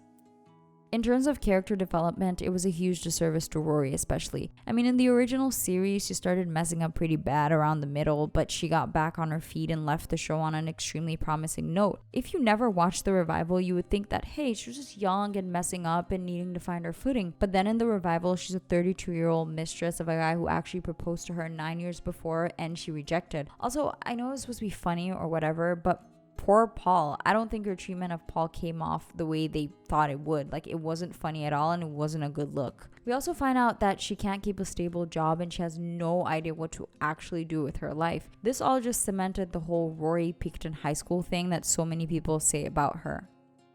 You know that famous last line in the revival where Rory reveals she's pregnant? Amy Sherman-Palladino apparently wanted the original show to end that way, which would mean that she wanted Rory to be a mom at 22. Personally, I don't think there's anything wrong with that. She would have been an adult with a college degree and a supportive family. But because of this ending, lots of people have wondered if the show was always supposed to come back full circle, with Logan being the presumed father representing Christopher and Jess representing Luke. I find it hard to believe that Jess would still be hung up on Rory. He is really good for Rory though, and always seems to be the voice of reason for her. I know some people weren't really fans of the whole book story point, but I liked it. The only thing that was odd about the story was Lorelai's reaction, because I always felt like she was really proud of her journey and that she was an open book, but I guess it can be intimidating to have so much of your intimate life being put out into the public. I believe Amy wrote most of the revival with what she would have done with season 8 in mind. You know, when we come back, we find out that Luke and Lorelai never got married and never really came back to the topic of having kids. And I mean, we know from previous conversations that this is something both her and Luke wanted to do, so it seemed odd to see them in that place after 9 years. The problem with the revival was that their character developments and lives really felt like it was frozen in time until we got back to it. I mean, Lorelai, by the time they got back together, was already in her late 30s and pushing 40s, and it just wouldn't make sense that they would just be taking their time. It was sad to see that Lorelai and Luke still pretty much had the same communication issues, and in my opinion, a lot of walking on eggshells. I mean, their issues during the revival were also probably amplified because of Lorelai's grief and crisis. However, regardless of what she was going through in that moment, there didn't seem to be too much progress or change in the way they approached things as a couple. I understand that Amy didn't want to give them this whole life off screen that we didn't get to see, but the original series sort of hinted to them riding off into the sunset, so we all expected them to at least be married. Even if they wanted us to see the wedding, the writers could have maybe had them be married and going through some rough patch and then give us a vow renewal ceremony, or maybe that they had eloped and didn't bother with a big wedding. It would have worked so well with the way they set up that casual wedding. The thing is, if it's true that Amy never watched the final season, then it all makes sense. You know, that seemed to be the issue with a lot of the writing, the fact that the final season was pretty much ignored. For example, didn't Logan have like character development and stop working for his father in season 7, then cut to a year in a life and he's cheating on his fiance and working for his father again? And if all this drama didn't make it depressing enough, the musicals were just impossible to sit through and damn near tainted the whole thing. I mean, seriously, who thought of that? In a 40-minute episode where time matters, this would have maybe been 3 minutes top. But I guess they had so much extra time with the 90-minute episodes that they could waste on unfunny musical moments that were completely out of place. Even for me, who enjoyed the revival regardless, there were so many moments that made me so sad for the characters. Like, I've said this before and I'll say it again, Lane deserved better. I think out of everyone on the show, her turnout made me the angriest. Also, the state of Lorelai and Emily's relationship made me really sad. And oh, my goodness, that damn letter. What was the deal with that letter? Who wrote that letter? How did we never get to the bottom of it? To this day, that still bothers me, by the way. I just had to say it.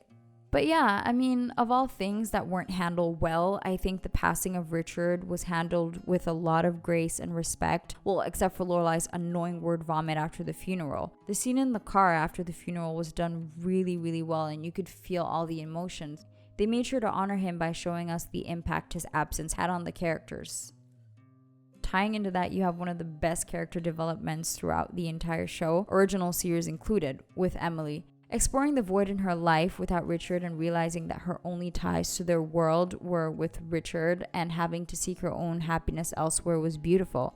You know Emily evolved when she goes from treating the help terribly and as easily disposable objects with no consequences to basically becoming family with Berta. Emily owned the revival, and honestly, good for her. So, you know, like many other shows, Gilmore Girls has its fair share of problematic aspects. I mean, that's basically a given with shows that were created before 2015, and that's not a stretch. The show just needs to be viewed through the lenses of the past, you know, where other shows might have intentionally said or made certain storyline to hurt or make fun of others. I don't think that was ever the intent with the original show. Now, in the revival, it's a whole other story where you kind of just wonder if the show writer ever evolved as a person. Not only were the storylines frozen in times, the jokes and the punchlines all seem to be borrowed from a script made in 2005. However, despite its imperfections, Gilmore Girl remains an unmatched piece of media that has yet to be replicated decently. In a time where Buffy was slaying vampires and the Scott brothers were dominating our screens with their soapy storylines, we got a show that took the small and made it big, focused on the little details that are so often overlooked that a story becomes cheap. Where other shows like Dawson's Creek almost but ignored the small town aspect of the show, Gilmore Girls took that and built strong foundations and created the most memorable storylines. For my part, Gilmore Girls remains a comforting show that I can always go back to when I need to relax and unwind. To me, it's the equivalent of a diary book in the form of a TV show, just overall wholesome while exploring everything that life has to give. Alright, if you made it to the end, you deserve a huge congratulations from me for having sat down and listened to me for over an hour. I hope you enjoyed this video. Obviously, some of this was my opinion and other things were fact, and the comment section is open for comments. You know, you can disagree, that's fine. And yeah, I just hope you enjoyed this video. Again, feel free to comment down below. Make sure to like the video if you enjoyed it because it would really help, and I'll see you next time.